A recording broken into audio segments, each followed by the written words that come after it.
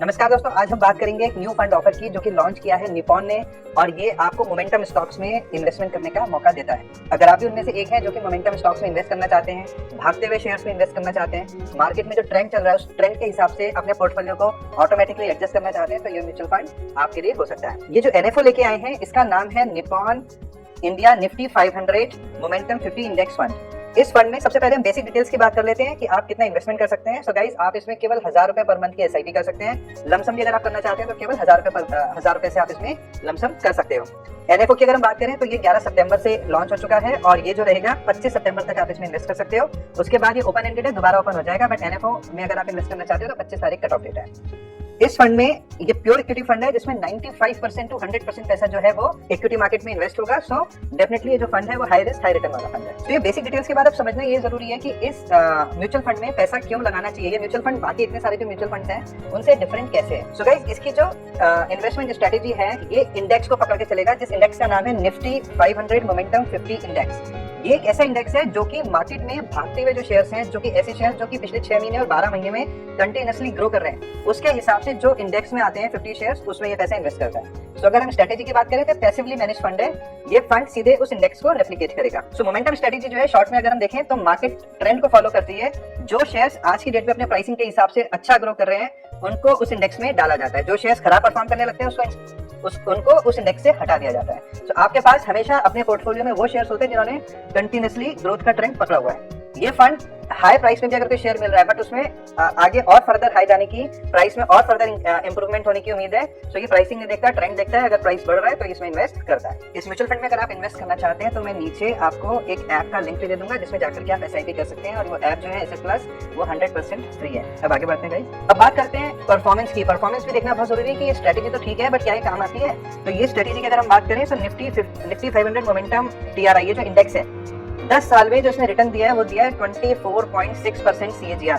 यानी आपका जो पैसा है वो अगर 10 साल पहले लगाया होता है तो हर साल 24% के हिसाब से ये बढ़ा होता।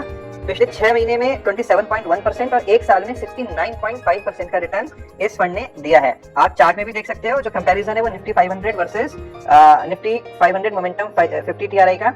ये जो चार्ट है रेड में और जो ब्लू में, आपको ग्रोथ में ऑटोमेटिकली डिफरेंस दिख रहा होगा।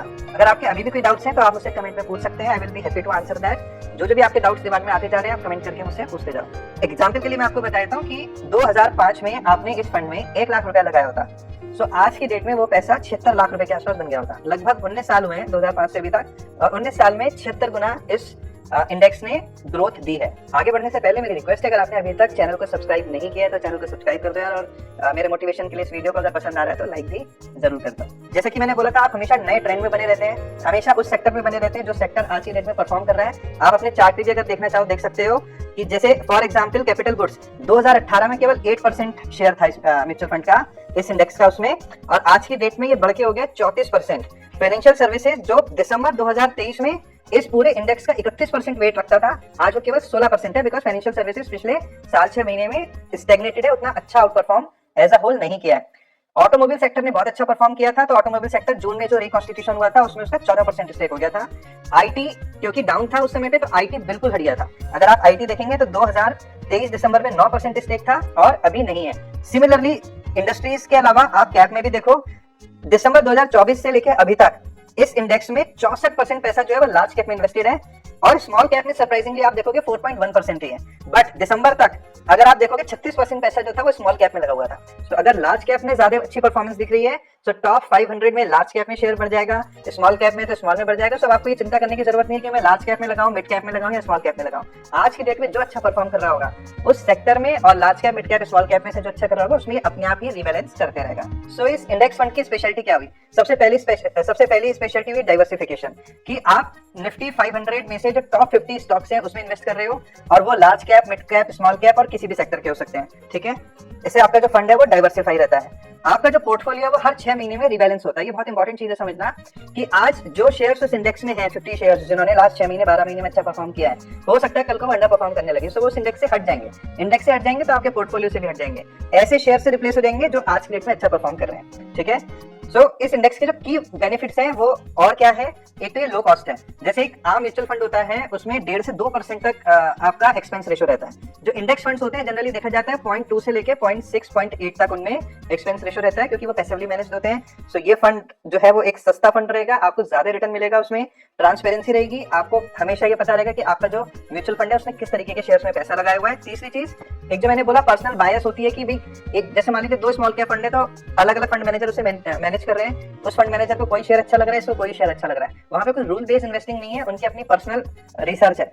यहाँ पे एक रूल है, एक इंडेक्स को पकड़ के चल रहे हैं, जो शेयर उस इंडेक्स में है एक रूल के हिसाब से, एक मोमेंटम के हिसाब से इन फंड मैनेजर को उसमें इन्वेस्ट करना ही है। अब थोड़े से रिस्क फैक्टर्स जो है बस वो रिस्क फैक्टर समझ लो।